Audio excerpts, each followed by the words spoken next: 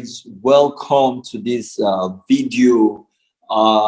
Once again, I'm Witty or WITTEEfx, and this video is breakdown of the USDJPY trade I took. I remember I posted it on my Telegram channel. So if you are not on the Telegram channel, you definitely want to click the link below this video and join the Telegram channel.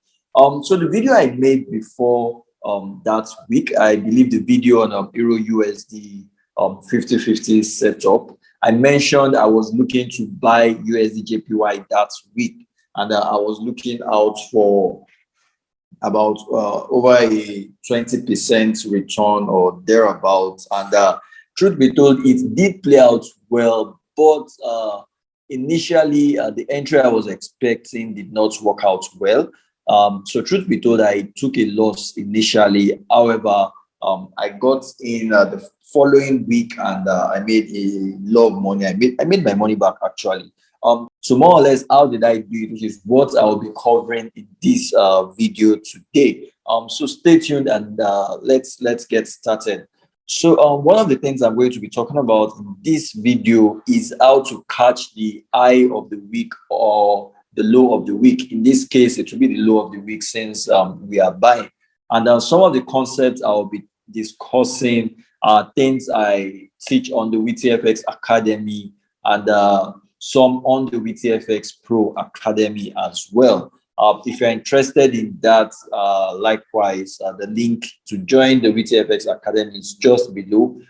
For the Pro Academy, it's a little bit more complicated than that. You have to probably send me a private message. So that being said, let's get in. So looking at the weekly time frame, what you realize is I actually did catch the lows of the week on 3 consecutive weeks. The first week, the second week, and the third week. However, the first week I got stopped out, and let me quickly show you what happened on that. Let me quickly do a brief breakdown on that. So initially, I did want to catch. I intended catching this one right here, but I got stopped out. So and painfully, it does happen sometimes. I got stopped out in less than 1 pip. So let me shift this. Let me shift this up slightly, and let me put this instead. Right. So if I zoom in right here,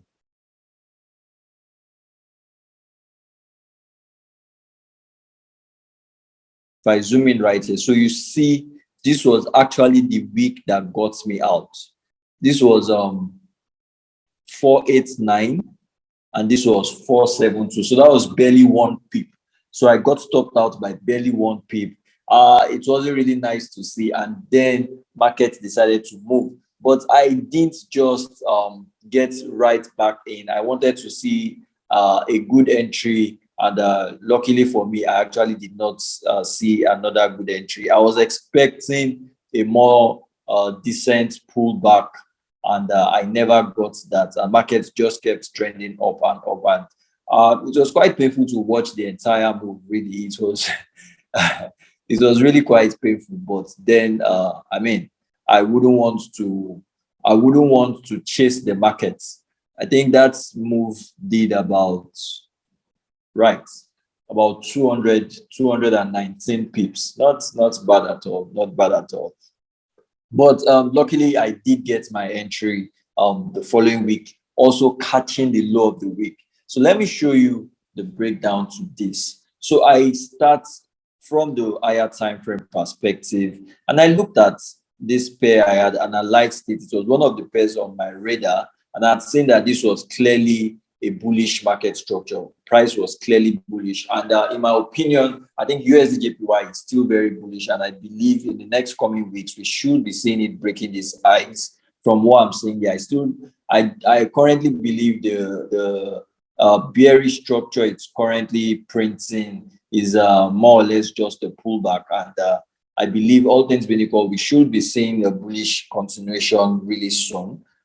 That's in my opinion. Unless if I see more confirmation for the bearishness. However, right now, I don't see any bearish confirmations for the overall trend. I see all of this bearish move as a pullback, but that is more or less an aside. So on the weekly time frame, I had established I was only looking to buy because I was looking at a bullish market structure. So all I now needed to do was to then pick exactly the right entry. And personally, I prefer to catch the low of the week. Coming from a swing trading perspective, it's much better. So firstly, how did I decide to buy from this zone? So this tip I'm sharing, I did not create the concept. It's something I've come across. It's something I've learned, and it has actually been working for me. You could probably check out, I think there should be several videos on it online, talking about ICT discount and premium concepts. So more or less what that states is using the Fibonacci tool, you should buy below the 50 level and sell above the 50 level thereabout. So that being said, firstly, looking at using the Fib tool, this is the 50 level. This is the 50%. So this means automatically I am only supposed to be looking for my buys below this level.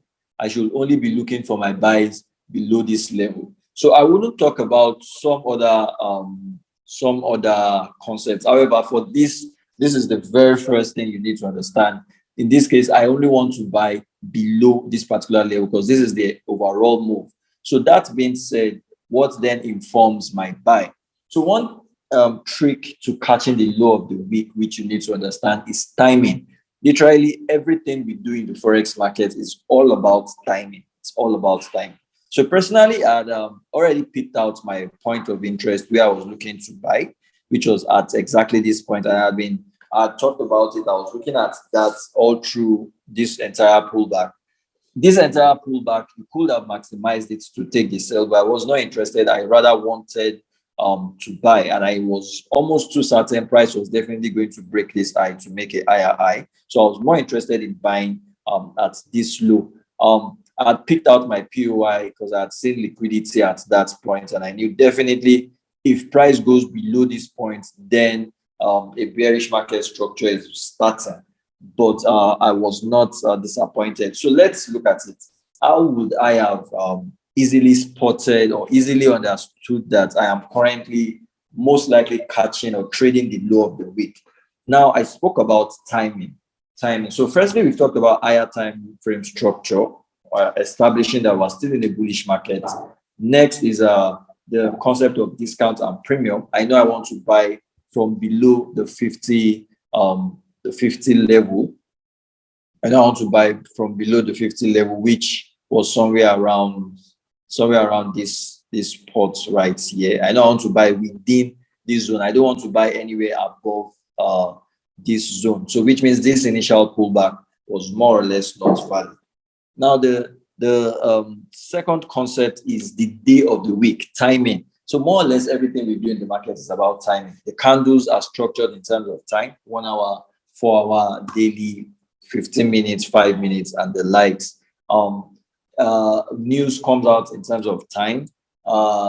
Literally everything has to do with time. You have in fact, in this case, we're talking about to catch the low of the week. The week is also based on time, based on a particular amount of days. So that being said, one thing we need to understand is the low or the high of the week usually forms between Tuesday and Wednesday. Most of the time, should I say 70 or 80% of the time, it usually forms between Tuesday and Wednesday. And in some rare cases, when we don't see much volatility, then we could extend it to Thursday. Rare cases such as this week. So this week, we didn't see much volatility Monday, Tuesday, Wednesday. So and Wednesday was also FOMC. So I was expecting Thursday to form the high of the week for me to sell the USD quote pairs. However, that did not work out either. They all started moving on Friday. Mostly started moving on Friday, which is actually rare. So most of the time, one thing we need to understand is Tuesdays, Wednesdays are when the low or the highs of the week is usually formed. So if you want to swing trade these concepts with me, then that means you should definitely make yourself available to trade Tuesdays and Wednesdays. And then the next thing we also need to understand is you shouldn't just be on your chart trying to pick trades at any point in time. Although when you develop to a certain level of expertise, it might not really matter. But one thing that could help you also is what we call Q zones, or more or less the right trading sessions. This is something I've been talking about for a really long while now. Preferably, you should either catch trades between the New York session or the London session.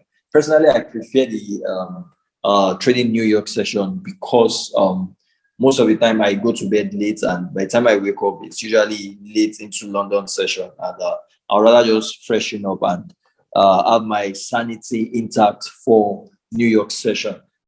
So one thing we need to see is, if you check your calendar right there, on the 2nd of February, what you realize is 2nd of February 2022 was a Wednesday. So already that established that most likely we are going to be catching the low of the week if we see any buy entries into this. And then secondly, now we're looking at timing. Let me switch to MT4, where I have an indicator that actually helps me with my timing. So this is MT4 2nd of February. Now this is it. This was London session. This was New York session. So you see the bullish move actually started just as New York session kicked off. And for those of you who trade double bottoms, obviously this is a good double bottom. This is a very good buy signal. I don't need to go into more details about this entry. So this was clearly a good signal. On the Wednesday, you had already established a bullish market structure on higher time frame. It happened to be a Wednesday and during the New York session time to trade. So more or less, in Nigerian time, the best times to trade is usually 8 a.m. to 10 a.m. That's London session. And the best times to trade New York session for me is usually 1 p.m. to 4 p.m. So you could probably add that as a confluence to picking your trade. So you see all of this in terms of the timing already making sense, coupled with the fact that I mentioned I had already seen liquidity, so I was expecting a buy around that point, coupled with discount and premium concepts. You already understand that this buy made a lot of sense. So more or less, I took this buy, and I believe I probably did about a ratio 20 or so return on it, like I intended doing previously, which was a good one. And then the following week, so this is another concept I would share in here. So the following week, the 7th of February, was a Monday. So why did I actually do this? Why did I take this one on a Monday and not expect price to probably go lower and form anything else on Tuesday or Wednesday? Because of this. So simply because of this massive bullish move. So for some of you who understand supply and demand, this would probably be called, I think, a demand candle. So I wasn't expecting price to go lower than this candle.